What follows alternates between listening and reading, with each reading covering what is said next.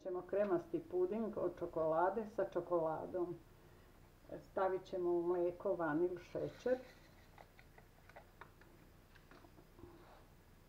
šećer,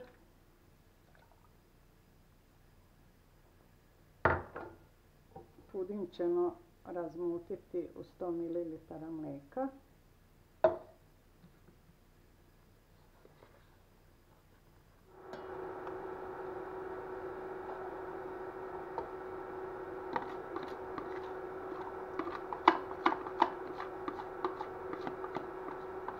Dodati čokoladu.